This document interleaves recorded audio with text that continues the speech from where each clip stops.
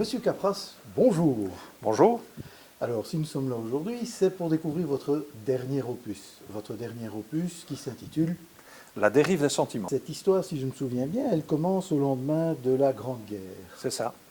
Et donc, votre personnage principal se nomme Héloïse de Sterpigny. Nous sommes au lendemain de la Première Guerre mondiale et sa maman va décéder en couche au moment où elle lui donne la vie. Et son père est très choqué par le décès de cette femme qu'il aimait d'une manière totalement passionnée, et il va rendre cet enfant responsable de la mort de son épouse. Il va la délaisser.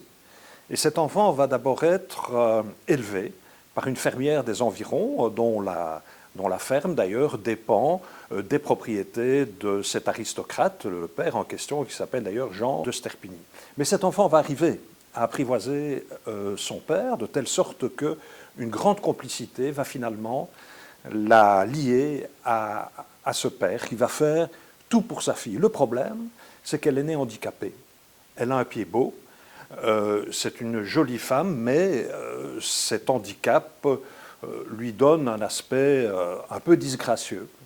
Elle aura donc des difficultés à trouver à se marier, malgré la fortune extraordinaire de son père. Celui-ci va faire tous les efforts possibles et imaginables, en invitant d'ailleurs dans un bal qui va se dérouler dans son manoir le gratin de la noblesse belge, et les choses ne vont pas se passer comme prévu. Et en fait, Héloïse de Sterpigny va tomber amoureuse d'un marchand de bestiaux, follement amoureuse de ce marchand. Beau gosse. Un bel homme, comment peut-on connaître, de vigoureux dans les campagnes ardennaises. Du reste, il ne se prive pas d'abuser de son pouvoir de séduction auprès des femmes.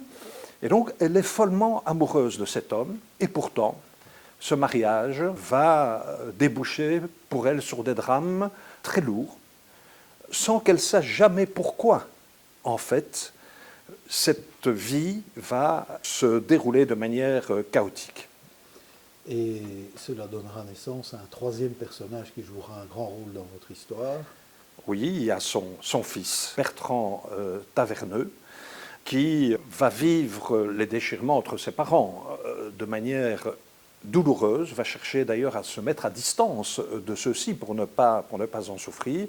Puis au fil des péripéties, je ne vais pas révéler ici, va se rapprocher de sa mère et va lui-même connaître un amour exceptionnel lorsqu'il est à l'université de Louvain. Je situe ça d'ailleurs au moment de mai 68 et de la...